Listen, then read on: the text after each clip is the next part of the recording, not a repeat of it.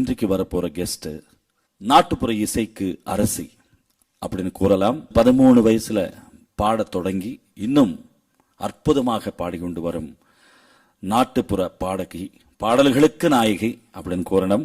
அவர்கள் திரைப்பட பாடல்களில் எத்தனையோ ஃபோக் சாங்ஸ் பாடிக்கொண்டு வந்துட்டு இருக்காங்க. பேரில சின்ன அப்படின்ற வார்த்தை இருந்தாலும் கீர்த்தி ரொம்ப பெருசா இருக்கின்ற பாடகி. we welcome சின்ன பொண்ணு அவர்கள். வாங்கம்மா, வெல்கம். வெல்கம் டு ஹமாம் மனதோடு மனோ. சின்ன பொண்ணு அவர்களே, வணக்கம் சார். ரொம்ப சந்தோஷமா இருக்கு. ரொம்ப நன்றி. நாட்டுப்புற பாடல்கள் அப்படின்ற ஒரு அது மண் வாசனை கலந்த அந்த பாடல்கள், அதிலிருந்து தான் நம்ம ஆரம்பமே, உண்மை சொல்ல போனா.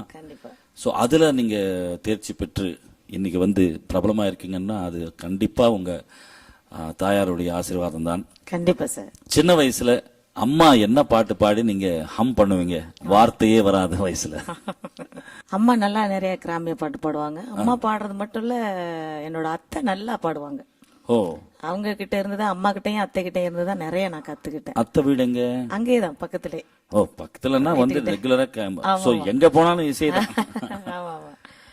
அது மாதிரி அம்மா சின்ன வயசுல எல்லாம் அம்மா பாடுறது வந்து ஏ ஏலக்காயா எளரிசி நல்ல எடல கடுதாசியா தன்னே நானே போடுதான நானே நானே நன்னே தன்னே நானே எடுத்து நல்ல படிக்க வேணும், எந்த பொண்ணு பேரை சொல்ல வேணும் தன்னே நானே போடுதான நானே நானே நன்னே தன்னே நானே போடுதான நானே நானே நன்னே தன்னே நானே. அப்படி பாவக்காயா பழரிசி நல்ல பவழ கடுதாசியா தன்னே நானே போடுதான நானே நானே நன்னே தன்னே நானே.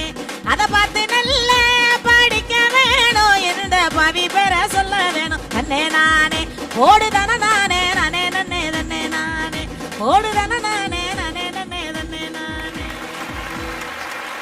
என்ன ஒரு அதுல என்ன ஜீவன் இருக்கு பாருங்க. அதாவது அந்த கத்தி பாடுறதுல ஒரு, அதாவது போலித்தனமே கிடையாது. அதுல ஒரிஜினல் ஓபன் சிங்கிங், ஓபன் சிங்கிங்ல தான் ஜீவன் அதிகமா இருக்கும் அப்படின்னு சொல்லுவாங்க. சோ இது போன்ற பாடல்கள் சின்ன வயசுல நீங்க முதல்ல என்ன பாட்டு பாட ஆரம்பிச்சீங்க? என்ன வயசுல? நான் ஒரு 13 வயசுல பாட ஆரம்பிச்சேன். அது வரைக்கும் கத்துக்கிட்டு இருந்தீங்க? அது வரைக்கும் அப்படி ஒண்ணு கத்துக்கிறதுலாம் ஒண்ணு, அது பெரியவங்க பாடும்போதே தானாவே எனக்கு அந்த மாதிரி எல்லாம் பாடணும்னு எனக்கே ஒரு, எனக்குள்ளே ஒரு இன்ட்ரெஸ்ட் வந்தது. அது மாதிரி ஏதாவது ஃபங்க்ஷன்னா உடனே மைக் எடுத்து பாடுவேன். கிறிஸ்துமஸ் டயத்துல எல்லாம் ரேடியோ பாடும், மைக் இருக்கும், எடுத்துட்டு நான் பாட்டுக்கு விடிய விட்டு நான் பாட்டுக்கு எல்லா பாடல்களையுமே பாடிட்டு இருப்பேன். சினிமா பாட்டுகளையுமே பாடுவேன் சின்ன வயசுல. சின்ன வயசுல என்னென்ன பாடல்கள் உங்களை இன்ஸ்பயர் பண்ண? எனக்கு நல்ல விவரம் தெரிஞ்சு அந்த பாடல் வந்து தூரல் நின்னு போச்சுல, அந்த பாட்டு எனக்கு ரொம்ப பிடிக்கும். நானா, அதாவது ஜென்ஸ் வாய்ஸா இருந்தாலும் பரவாயில்ல, நான் பாடுவேன் அந்த மாதிரி. தாலாட்ட நான் போறேன் தாலே தாலேலோ. நம்ம சுசீலம்மா, ஜானகம்மா பாட்டுல நிறைய கேட்டிருப்பீங்க சின்ன வயசுல. ஆமா சார், கேட்டிருக்கேன் சார். அதுல அந்த வயசுல கேட்ட பாடல்கள்? அந்த வயசுல சொல்லவே வேண்டாம் சார். அன்னைக்கிளி படத்துல மச்சான பாத்தீங்களா, பானுமதி அம்மா பாட்டெல்லாம் எனக்கு ரொம்ப பிடிக்கும். பானுமதி அம்மா பூவாகி காயாகி கனிந்த மரம் ஒன்று. இந்த பாடல்கள் எல்லாம் அந்த காலத்துல வரும்பொழுதெல்லாம் 2 பாஷையில வரும், தெலுங்கு தமிழ். ஒரே வாட்டி ரெக்கார்ட் பண்ணுவாங்க. நீலோ நீ நாதா நீ திகுதிஞ்சனி. அற்புதமான அந்த காலத்துல வர பாடல்கள் எல்லாம் ஜீவன் கலந்த பாடல்கள். சின்ன பொண்ணு அவர்களே, அற்புதமாக அதாவது நாட்டுப்புற பாடல்களும் சரி, திரைப்பட பாடல்களும் அந்த சின்ன வயசு இன்ஸ்பிரேஷன் அற்புதமா சொன்னீங்க. முதல்ல உங்க பாட்டு யாரு கேட்டாங்க? எப்படி சினிமாக்கு உங்களை அழைத்தாங்க? யாரு அந்த கிரேட் மேன்? நான் வந்து நிறைய மேடைகள்ல பாடியிருக்கேன். ஆமா. கலை இலக்கிய மேடையில பாடும்போது கவிஞர் ஐயா அறிவுமதி அவர்கள் வந்து ஒரு மேடையில நான் பாடும்போது உட்கார்ந்து பார்த்தாங்க. சரி. அப்ப இவங்கதான் அறிவுமதி ஐயான்னு எனக்கு தெரியாது. மேடை ஏறி வந்து நான் பாடுற பாடலெல்லாம் கேட்டுட்டு மேடை ஏறி வந்து என்னைய தோளை தட்டி கொடுத்தாங்க. அருமையான ஒரு எதிர்காலம் உனக்கு இருக்குமா, நல்லா பாடுற, உன்னோட குரல்ல வந்து சோகமாவும் பாடுறீங்க, நல்லா வெரைட்டியா அதாவது நல்லா தெம்மாங்க நடையிலையும் பாடுறீங்க, சந்தோஷ பாட்டும் கிடைக்கிது உங்க வாய்ஸ்ல. அவ்வளவு ஒரு நல்லா இருக்கு, இனிமையான ஒரு கிராமிய வாய்ஸ்ல. இது ஒரு டிஃப்ரெண்டான ஒரு வாய்ஸுமா. கண்டிப்பா கண்டிப்பா நீங்க ஒரு நல்ல முன்னேற்றத்துக்கு வருவீங்கன்னு சொல்லி சொன்னாங்க. அவரோட உதவியாலே நான் வந்து சினிமாவுக்கு வரப்பட்டேன்.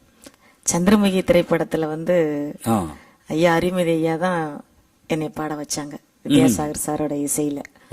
கண்டிப்பா அவங்க 2 பேருக்கு நான் காலத்துக்கு நன்றி கடன் பட்டிருக்கேன். கண்டிப்பா சொல்லி வித்யாசாகர் ஐயாவும் நல்ல எனக்கு அடுத்த படம் பாடுறதுக்கும் எனக்கு சான்ஸ் கொடுத்தாங்க. முதல் பாட்டு என்ன பாட்டு? அது சந்திரமுகி படத்துல ஒரு நலுங்கு பாட்டு, அதாவது கிராமத்து கல்யாண வாழ்த்து பாட்டு. அந்த பாடல் வாழ்த்துறேன் வாழ்த்துறேன் வாரும் பெண்களுக்கு வாழ்த்துறேன், பொண்ண பெத்ததா யாரே போதரவா கேட்டுருங்க. வெரைட்டியான டியூன் பாருங்க. இந்த மெட்டிலேயே ஒரு டிஃபரெண்ட் மெட்டு.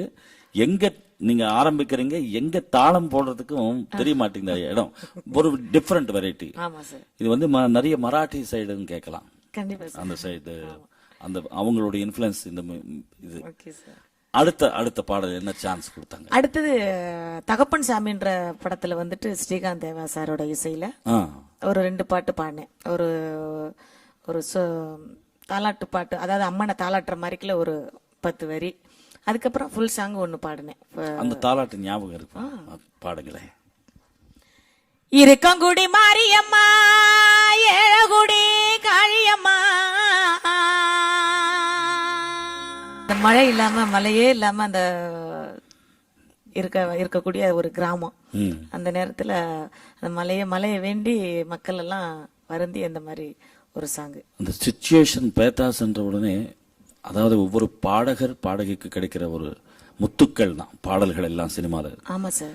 சிச்சுவேஷன் ஓரியன்டட் பாடல்கள் கிடைக்கிறதே பெரிய பாக்கியம். அதாவது ஒரு முத்திரை குத்துட்டாங்கன்னா அதுக்காகவே கூப்பிடக்கூடாது, நம்ம அத்தனை வெரைட்டிஸ் பாடணும். நீங்க இந்த பாடின உடனே அதே சிச்சுவேஷன்ல எனக்கு ஒரு பாட்டு நினைவுக்கு வருது. குடகு மலை காற்றில் வரும் பாட்டு கேக்குதா என் பைங்கிளி. சின்ன பொண்ணு அவர்களுக்கு, அதாவது பட்டி தொட்டி எல்லாம் தெரிய வந்த பாடல் அப்படின்னு எடுத்தா, இப்போ நீங்க சொன்ன பாடல்கள் விட டெஃபினட்டா பயங்கரமான ஹிட்ஸ் எல்லாம் பாடிருக்கீங்க. பட்டி தொட்டி எல்லாம் கலக்கிய பாட்டு அப்படின்னு சொன்ன முதல் பாட்டு என்ன பாட்டு? பட்டி தொட்டி எல்லாம் கலக்கிய பாட்டுன்னா வேற என்ன சார்? நாக்குமுக்கா. ஆமா, இப்போது அதுக்காக தானே வெயிட்டிங். இளைஞர்கள் எல்லாம் டிவி முன்னாடி அப்படியே உட்காந்து இருங்க பாடுறாங்க.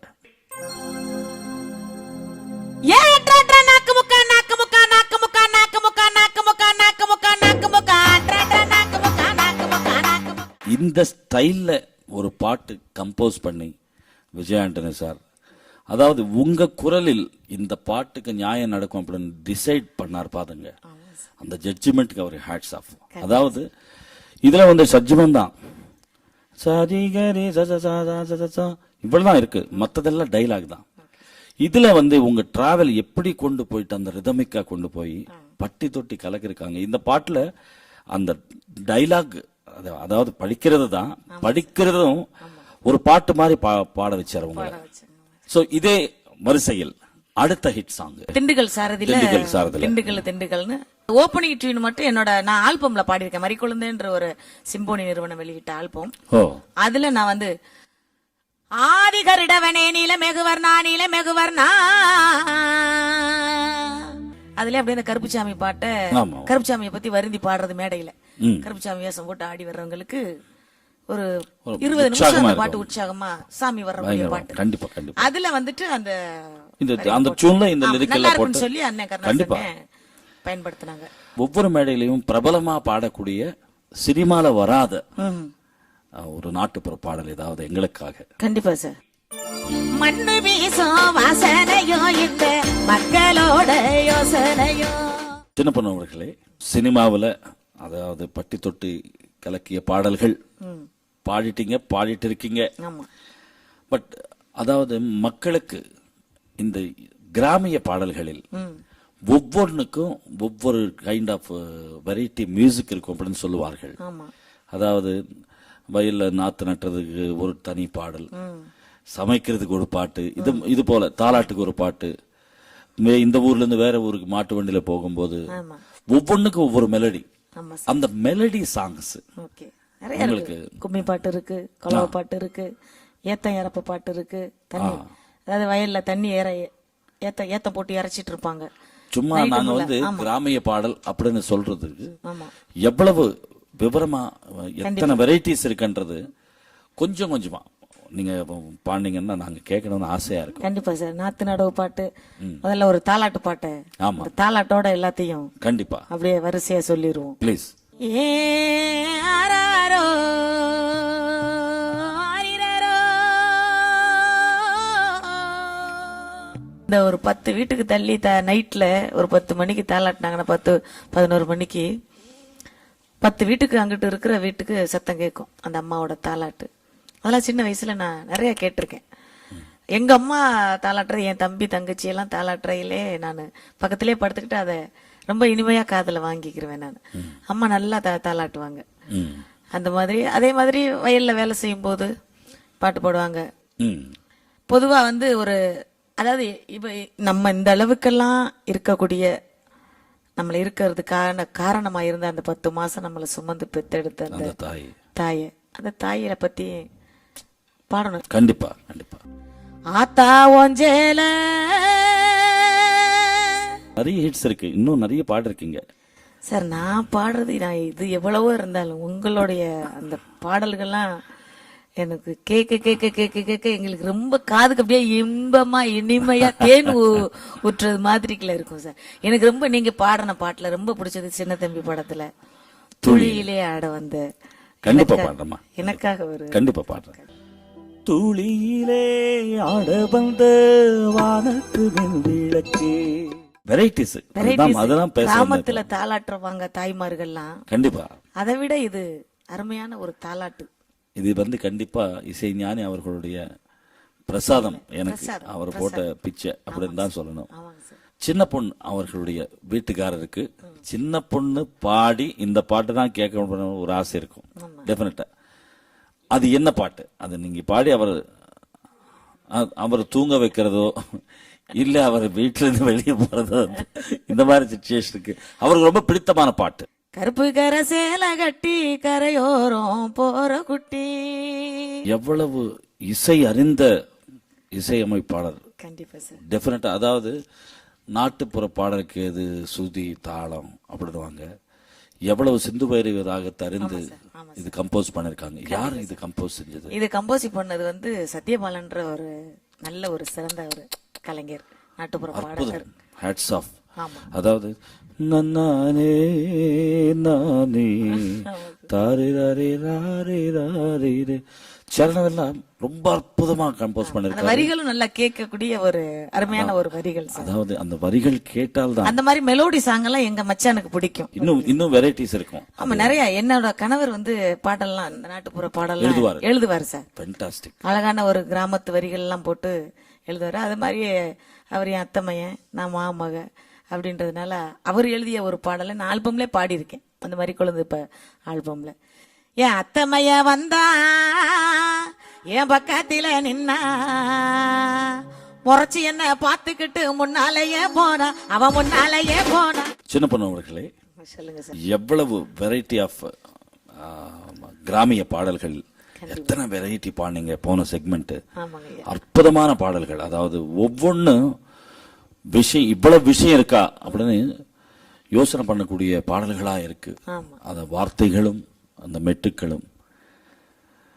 அதே வரிசையில நீங்க ஏதோ என்ன கேட்க வந்தீங்க, பட் அதுக்குள்ள ஏதோ நான் எனக்கு அந்த மதுரை மறிக்குழந்து பாட்டு எனக்கு ரொம்ப பிடிக்கும் சார். இசை ஞானி ஐயா பாட்டு. ஓ பொட்டுன்னா பொட்டு வச்சு விட்டு விட்டுன்னா வெட்டு பொட்டு பட்டுன்னு சேலைய கட்டி எட்டி வச்சு நடந்துக்கிட்டு.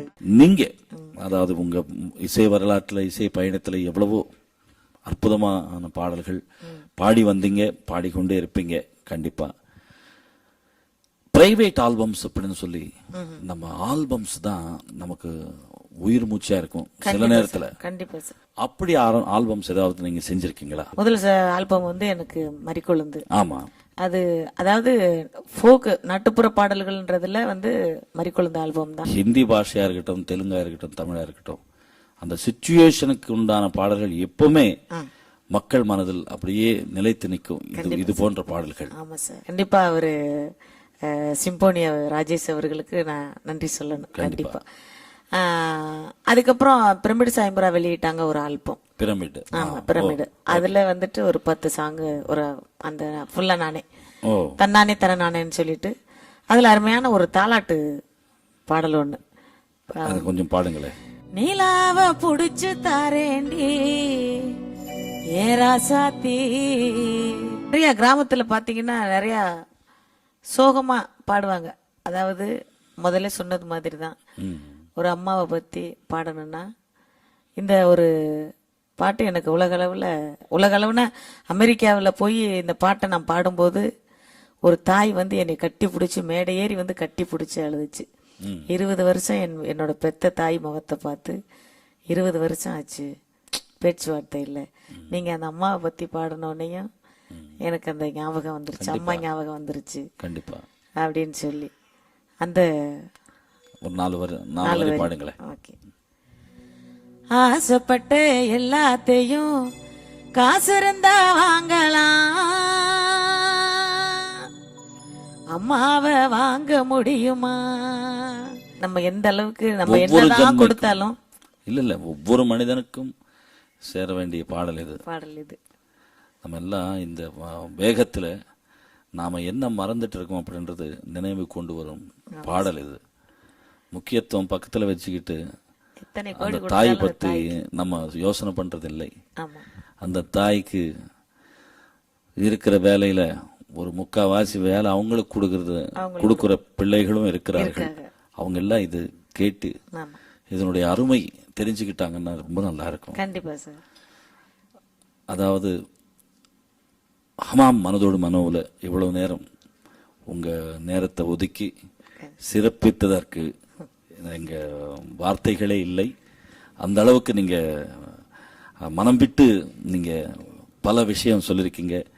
உங்க இசை பயணம் வளரட்டும், மென்மேலும் நீங்க நினைச்சதெல்லாம் உங்களுக்கு கிடைக்கட்டும் அப்படின்னு அந்த இறைவனை பிரார்த்தித்து என்னை இந்த அளவுக்கு உட்கார வைத்து பாட வைத்து அழகு பார்த்த மரியாதைக்கும் போற்றுதல் கூடிய ஐயா மனோ ஐயா அவர்களுக்கு நான் நன்றி சொல்ல கடமைப்பட்டிருக்கேன். லட்சக்கணக்கான இசை மக்கள், ஆமா ஜெயா டிவி நேயர்கள், ரசிகர்கள் அனைவருக்கும் அன்பான பணிவான வணக்கத்தை தெரிவித்துக் கொள்கிறேன்.